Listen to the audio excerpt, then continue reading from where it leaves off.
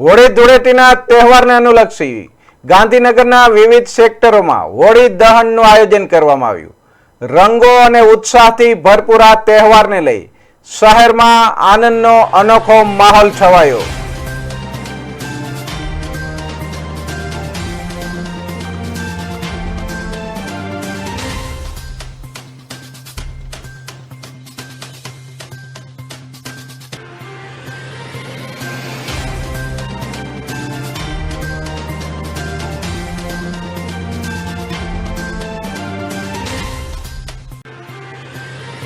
મારું નામ રાજેશ પરમાર છે. રાજેશભાઈ, હોળી માટે તમે કયા ખાસ સામાન અહીં લેવા આવ્યા છો? બસ આ પિચકારી અને કલર નાના બાળકોની હોળી તો હવે નાના બાળકો માટે જ એટલે કલર ને પિચકારી ખરીદી કરવા આવ્યા છો તો રંગો ખરીદતી વખતે તમે કુદરતી હર્બલ રંગોને પ્રાથમિકતા આપો? હા, 100%.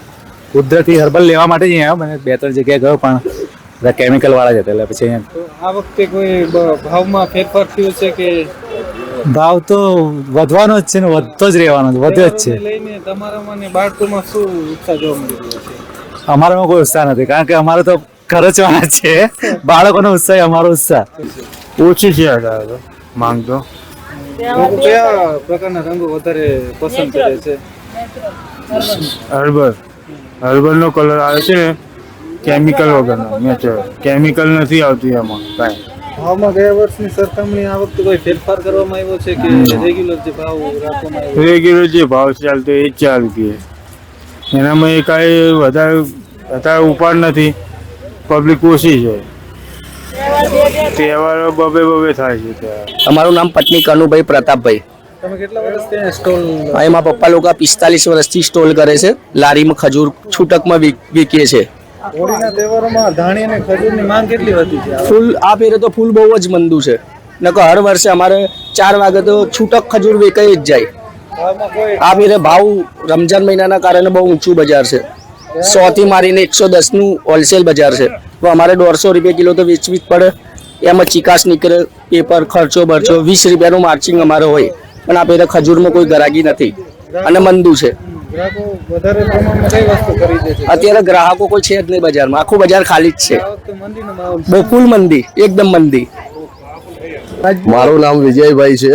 વિજયભાઈ, તમે અહીંયા કઈ કઈ વસ્તુની ખરીદી કરવા આવ્યા છો? અમે અહીંયા બધી પિચકારીઓની ખરીદદારી કરવા માટે આવેલા છે. તો અલગ અલગ જાતની બધી વેરાયટીઓ બહુ બધી આવી છે આ વખતે.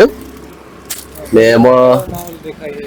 બજારમાં અત્યારે હાલ થોડો માહોલ ઓછો દેખાય છે. ડિસ્ટ્રિક્ટ આજે બંધ છે ને 21ની, એના કારણે. બાકી ફૂલ ગરાગી રહેવાનું રહેશે. ગયા વખતેની કમ્પેરિઝનમાં આ વખતે કેવો માહોલ છે? મંદી છે કે તેજી છે કે? આ વખતે થોડી ફૂલ મંદી છે એવું લાગે છે.